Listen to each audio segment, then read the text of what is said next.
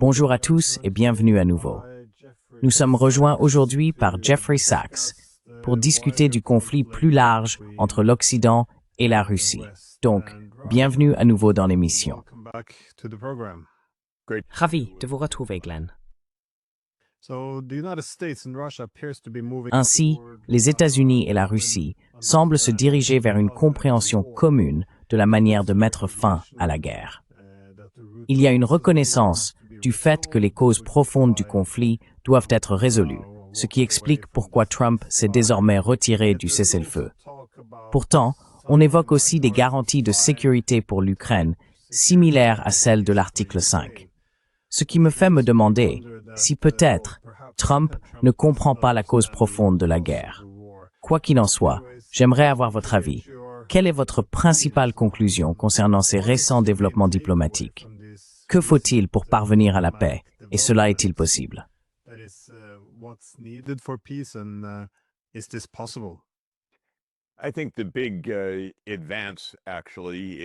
Je pense que le véritable progrès, en réalité, c'est que Trump, et donc la partie américaine, les négociateurs américains, ont déclaré explicitement qu'il s'agirait d'un accord de paix et non d'un cessez-le-feu. Cela oblige les États-Unis et la Russie, et finalement l'Europe, à réfléchir à ce que signifie la paix. Cela nécessite de comprendre les causes profondes de ce conflit, le rôle essentiel qu'a joué l'élargissement de l'OTAN. Et je pense que les choses avancent dans la bonne direction, malgré beaucoup d'obscurcissement et de traînage de pieds, car cela met en lumière ce dont il s'agit réellement. Et cette révélation est inconfortable pour les États-Unis et pour l'Europe. Cela revient essentiellement à dire que cette guerre était une série de provocations inutiles de la part de l'Occident, et non une guerre d'agression non provoquée de la Russie. Eh bien, c'est un aveu important à faire. C'est un grand changement de perspective à accepter.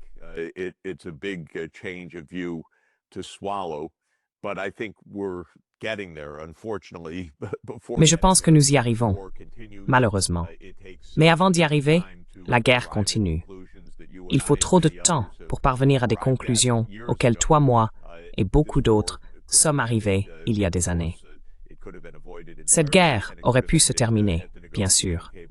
Elle aurait pu être entièrement évitée et elle aurait pu se terminer à la table des négociations dans des conditions plus favorables pour l'Ukraine qu'aujourd'hui, en avril 2022. Mais cette option a été rejetée par les États-Unis et le Royaume-Uni, mais surtout par les États-Unis. Nous en sommes donc là aujourd'hui. Les détails restent à régler, et cela prend du temps. Il n'y aura sûrement pas de garantie de type OTAN pour l'Ukraine. Cela reviendrait à inviter une guerre entre la Russie et l'OTAN.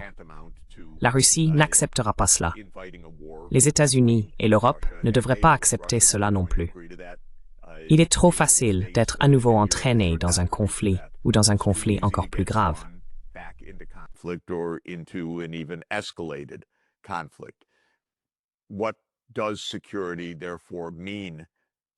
Que signifie donc la sécurité pour l'Ukraine?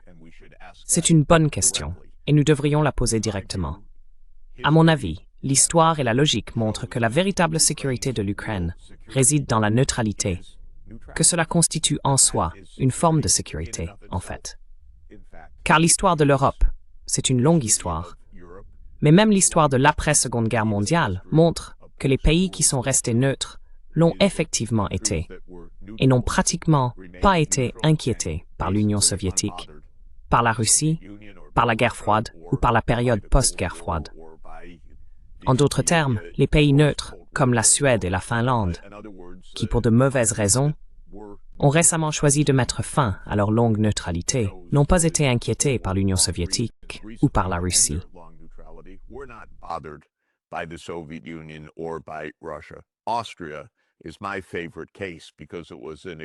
L'Autriche est mon exemple préféré, car il s'agissait d'une décision explicite. L'Autriche deviendrait neutre en 1955, les troupes soviétiques partiraient, et je pense qu'il est juste de dire que l'Union soviétique n'a plus jamais inquiété l'Autriche, pas plus que la Russie par la suite. Nous exagérons donc le besoin de présence militaire sur le terrain ou de garanties du type de l'article 5. La neutralité est souhaitable pour les deux parties d'un conflit. En d'autres termes, le fait que l'Ukraine soit au centre mais neutre constitue en soi une garantie majeure, car chaque camp a intérêt à ce que la situation reste stable, afin que ni l'un ni l'autre ne soit dérangé. Et c'est précisément la remise en cause de la neutralité qui a conduit à la guerre au départ.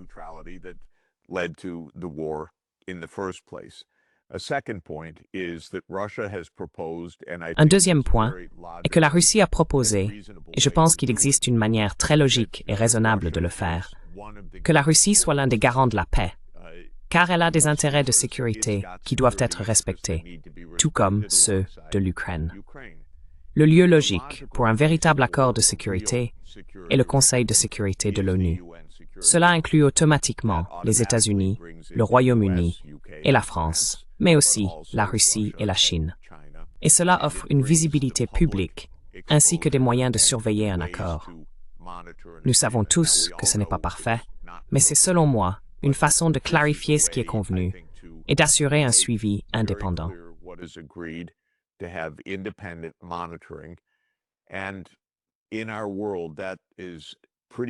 Et dans notre monde, c'est plutôt bien et probablement le mieux auquel il faille aspirer, en fait, plutôt que des dispositifs d'alerte et des mécanismes qui, d'une manière ou d'une autre, mènent à la guerre par accident, par machination, par fausse bannière ou par erreur de calcul. Tout cela revient à dire que cette question d'arrangement sécuritaire est soluble. Ce n'est pas un point de rupture dans les négociations. Elle ne devrait pas non plus être utilisée pour tenter de faire échouer les négociations de la même manière. Donc, si nous nous mettons au travail et trouvons des solutions pratiques dans un arrangement surveillé et approuvé par le Conseil de sécurité de l'ONU, cette guerre peut se terminer très rapidement.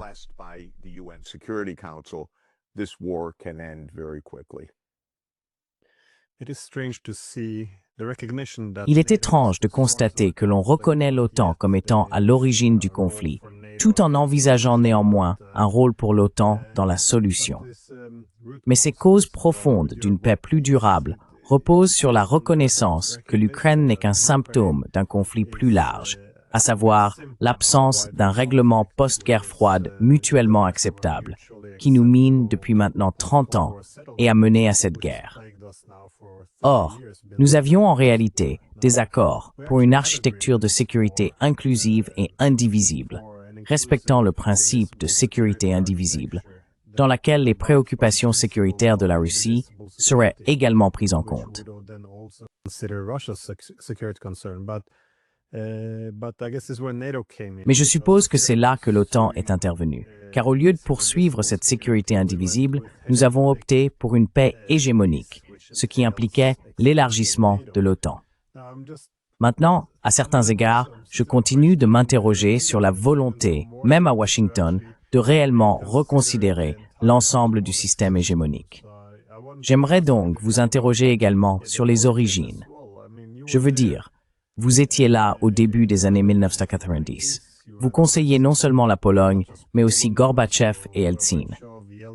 Quel était l'état d'esprit et la stratégie des États-Unis pour cet ordre d'après-guerre froide?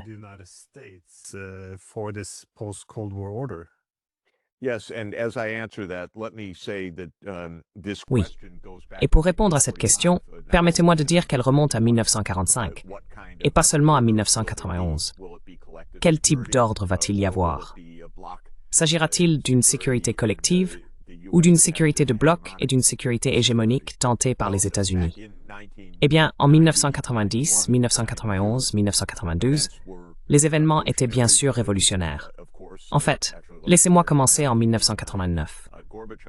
Gorbatchev, le président de l'Union soviétique, a mis fin unilatéralement à la guerre froide en annonçant la dissolution du pacte de Varsovie.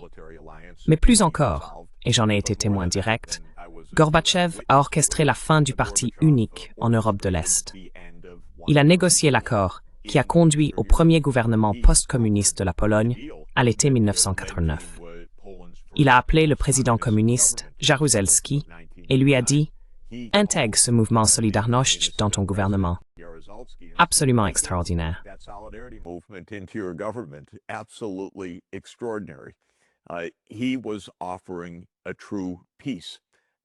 Il offrait une véritable paix, Il proposait une paix allant de Rotterdam à Vladivostok, comme on le disait à l'époque, ou une maison européenne commune. J'étais conseiller. J'étais absolument séduit par cette vision d'une paix qui s'étendrait de Rotterdam à Vladivostok. Il ne fait aucun doute que Gorbatchev était sincère. Et il ne fait aucun doute que l'Occident a tergiversé. Ce qui s'est passé, c'est que Gorbatchev a fait des concessions unilatérales. Immédiatement après la chute du mur de Berlin, le chancelier Helmut Kohl a appelé à la réunification de l'Allemagne. Cela nous amène au fait que les vraies questions commencent en 1945, car il n'y a pas eu de traité pour mettre fin à la Seconde Guerre mondiale, et l'Allemagne est restée divisée jusqu'en 1990. Lorsque la réunification allemande a été évoquée, c'était le moment de définir une nouvelle architecture pour la sécurité européenne, une sécurité collective. Et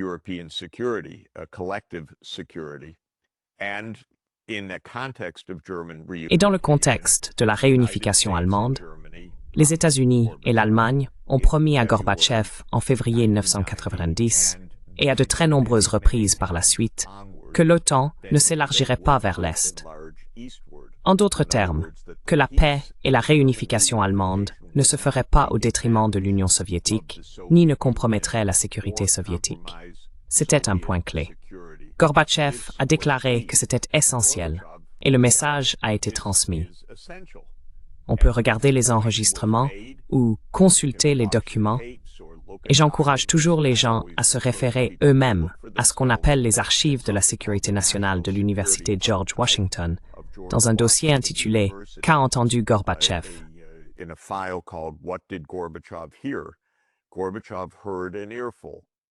Gorbatchev a entendu à maintes reprises que l'OTAN ne s'élargirait pas.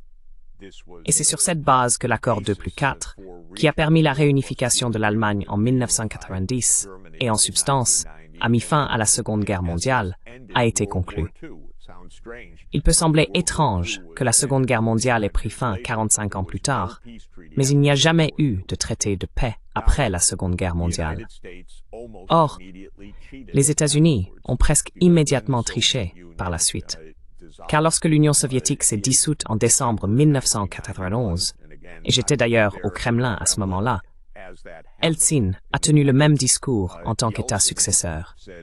Nous voulons la paix, nous voulons la coopération, nous comptons sur l'Occident comme partenaire pacifique. Mais dès que l'Union soviétique était en train de se dissoudre, les États-Unis ont poursuivi une extension de la guerre froide. Voilà le point essentiel. La guerre froide ne s'est pas terminée du point de vue occidental.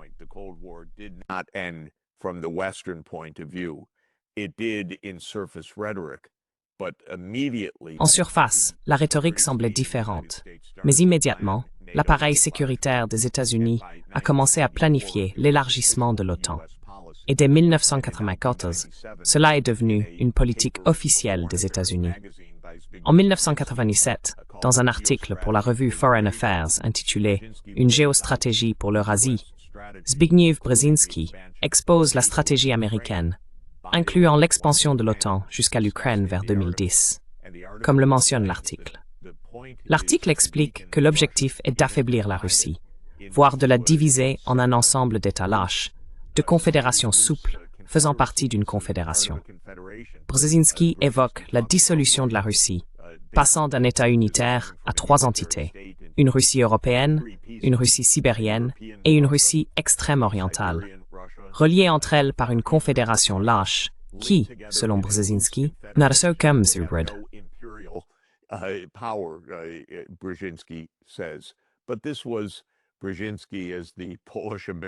Mais c'était Brzezinski, en tant que patriote polono-américain anti-russe, dans sa liste de souhaits où la guerre froide se poursuivrait jusqu'à la désintégration de la Russie, et l'élargissement de l'OTAN en serait la clé de voûte, encerclant la Russie en mer Noire, ce qui signifiait que l'Ukraine et la Géorgie, la Roumanie et la Bulgarie rejoindraient la Turquie en tant que nation riveraine de la mer Noire pour encercler la flotte navale russe.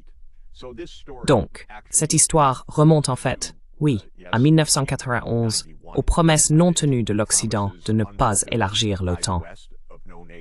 Mais si je peux me permettre, Glenn, j'aimerais revenir brièvement à 1945, il n'y a pas eu de traité de paix à la fin de la Seconde Guerre mondiale.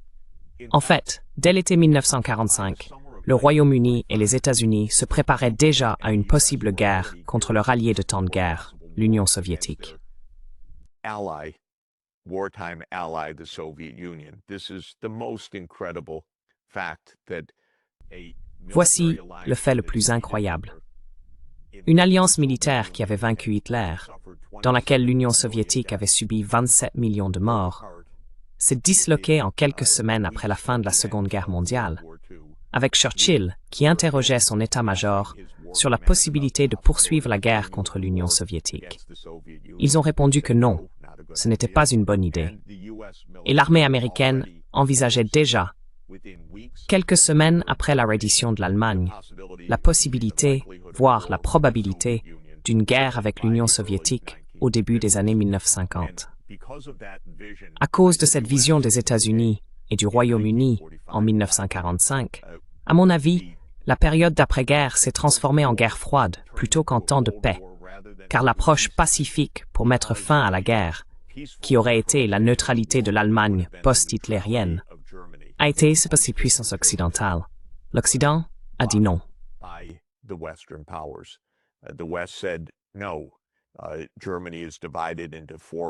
L'Allemagne est divisée en 4 parties, correspondant aux 4 puissances occupantes.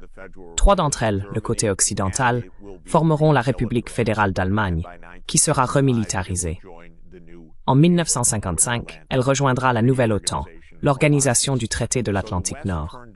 Ainsi, l'Occident a rejeté l'idée, maintes fois avancée par l'Union soviétique, d'une Allemagne démilitarisée et neutre comme clé d'un accord de paix en Europe. Cette proposition a été faite par l'Union soviétique en 1945, puis à nouveau par Staline en 1952, et encore dans le contexte de la neutralité autrichienne en 1955. Mais à chaque fois, l'Occident a répondu non, nous remilitariserons notre partie de l'Allemagne.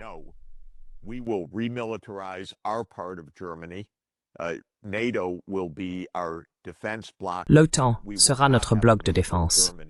Nous n'aurons pas une Allemagne neutre au centre de l'Europe. Bien sûr, cela fait l'objet de débats passionnés parmi les historiens qui s'y penchent. À mon sens, c'était l'occasion manquée d'éviter la guerre froide, d'éviter une paix dure, et une situation qui nous a presque menés à la guerre nucléaire à plusieurs reprises après la Seconde Guerre mondiale. Et il y a eu une nouvelle chance de surmonter cela en 1990 avec la réunification allemande. L'OTAN aurait pu être dissoute, aurait dû être dissoute. À tout le moins, elle n'aurait pas dû avancer d'un pouce vers l'Est. Mais en 1990, 91, 1992, nous avons fait la même chose que l'Occident en 1945. Cette idée hégémonique.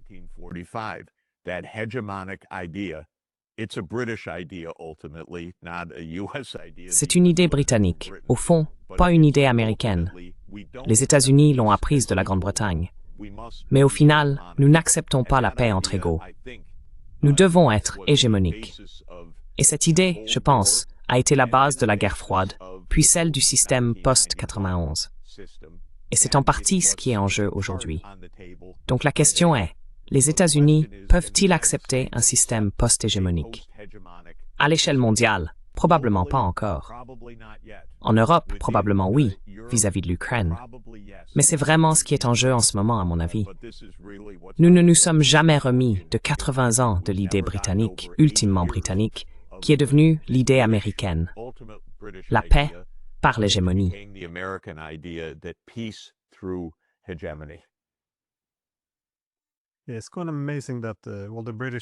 C'est assez incroyable que la stratégie britannique, ils l'avaient réellement planifiée, ils l'avaient appelée l'opération impensable, consistait, immédiatement après la fin de la guerre, à préparer une attaque surprise contre l'Union soviétique, leur allié, le 1er juillet 1945.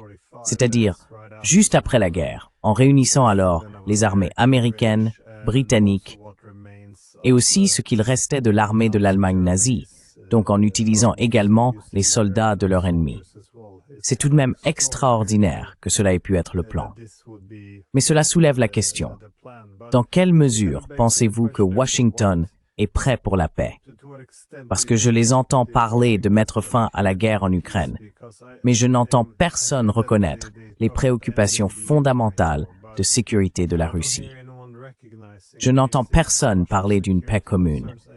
Je n'entends aucune mention de la sécurité indivisible, où l'on reconnaîtrait que les préoccupations de sécurité de toutes les parties soient prises en compte.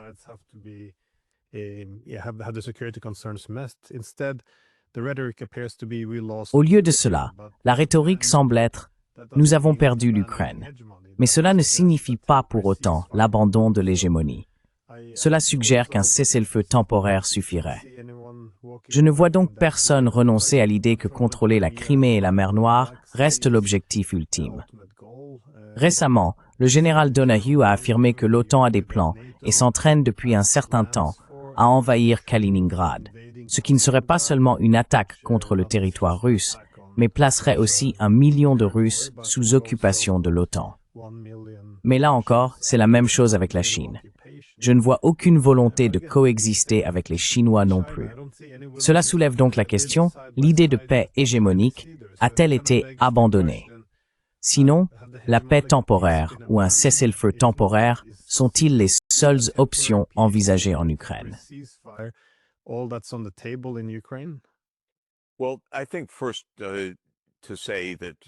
Eh bien, je pense tout d'abord qu'il faut dire que le niveau des débats à Washington, à Bruxelles, à Berlin, à Londres, à Paris est choquant.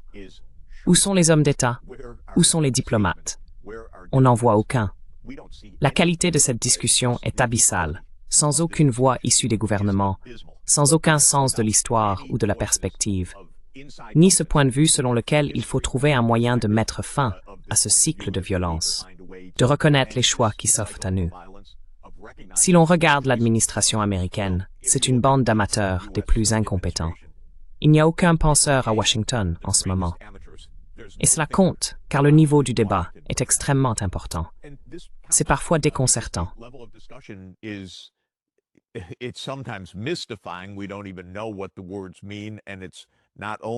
Nous ne savons même pas ce que signifient les mots. Et ce n'est pas seulement à cause de l'obscurcissement, c'est aussi à cause d'une confusion totale. Ou bien, si l'on regarde les discussions à Londres ou à Bruxelles, ces concepts ne sont même pas évoqués, soulevés ou débattus. Je pense donc que cela fait partie de l'histoire, l'art de la diplomatie, qui est une compétence. Cela exige des connaissances, de l'histoire et de la perspective lorsque c'est bien fait, comme dans de nombreux exemples de maintien de la paix dans l'Europe du XIXe siècle. C'est le résultat d'une compétence énorme, de connaissances historiques, de perspectives et d'un engagement actif dans la diplomatie. Rien de tout cela ne se produit actuellement. Au sein de l'Europe, la russophobie est omniprésente et déchaînée.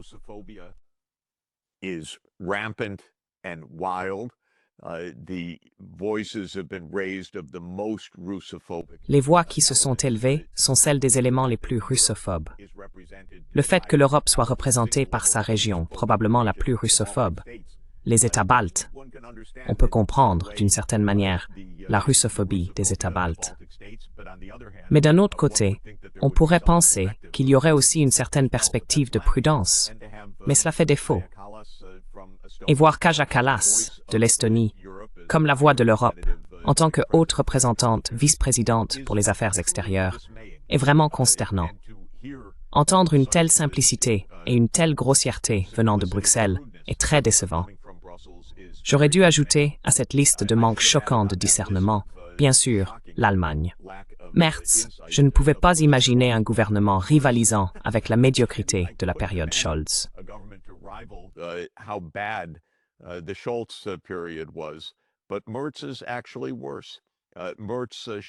Mais Merz est en réalité pire. Merz ne montre aucune perspective.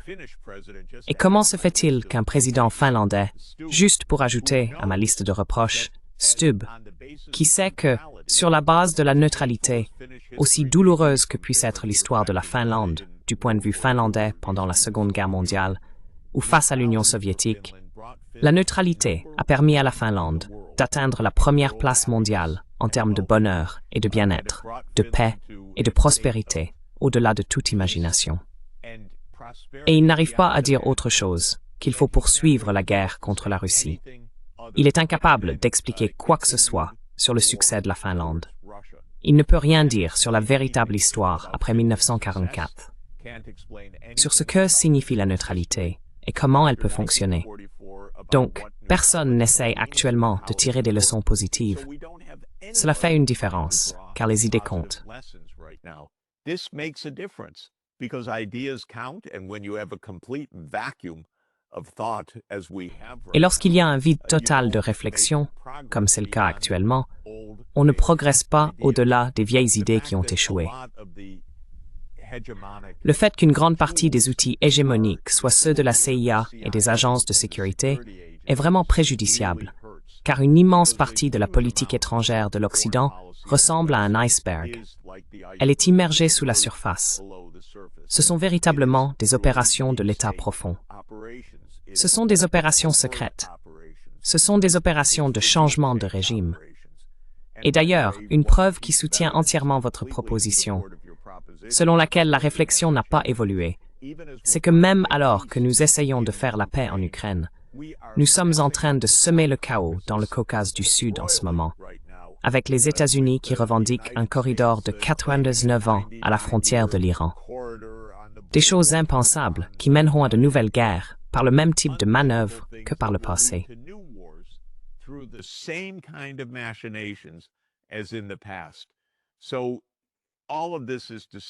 Tout cela revient à dire que c'est le moment où nous devrions repenser de manière plus fondamentale la sécurité collective, exactement là où vous avez commencé. L'Ukraine au moins pourrait nous pousser à réfléchir à nouveau. Cela fait longtemps qu'il n'y a pas eu de véritable réflexion. La politique étrangère des États-Unis est en pilotage automatique, en gros depuis les années 90. Cela a été un échec retentissant. Cela a été un échec retentissant pour l'Ukraine. Cela a été un échec retentissant pour la sécurité occidentale. Cela a été un échec retentissant pour tout le monde. Peut-être qu'en réfléchissant à ce que signifie vraiment la sécurité dans les semaines à venir, quelqu'un tirera une leçon de l'histoire.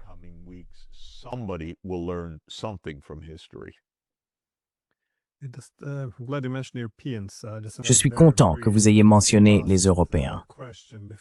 J'ai juste une toute dernière question rapide, avant que nous manquions de temps. Les Européens aujourd'hui, non seulement ils s'opposent aux efforts de paix de Trump, mais ils ne veulent même pas parler à la Russie. Est-ce un manque d'imagination face à un monde multipolaire ou une incapacité à vivre sans les États-Unis? Ou comment expliquez-vous ce refus de mettre fin à une guerre qu'ils sont en train de perdre?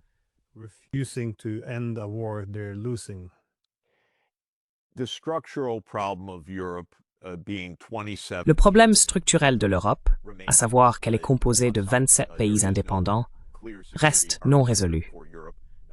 Il n'existe pas d'architecture de sécurité claire pour l'Europe, et les Européens n'en ont pas élaboré. Les États-Unis ont été leur bouée de sécurité et leur parapluie sécuritaire, si l'on peut dire, pendant tout ce temps. Cela a conduit à un déclin total de la réflexion européenne et à une simple dépendance envers les États-Unis. On ne voit actuellement, chez aucun des acteurs, Starmer, Merz, Macron ou d'autres, de dirigeants porteurs d'idées. Ils ne présentent absolument pas d'idées structurées sur la sécurité européenne. C'est donc très décevant. Je pense que cela choque tous ceux d'entre nous qui considèrent l'Europe comme un lieu très sophistiqué. Ce sont les discussions les plus peu sophistiquées que l'on puisse imaginer. J'emploierais le mot primitif. Et l'incapacité des Européens à s'asseoir avec leurs homologues russes pour discuter réellement de ces questions est stupéfiante. On apprend en discutant. Rencontrer Zelensky pour la 10 000e fois et pas une seule fois Lavrov est une énorme erreur.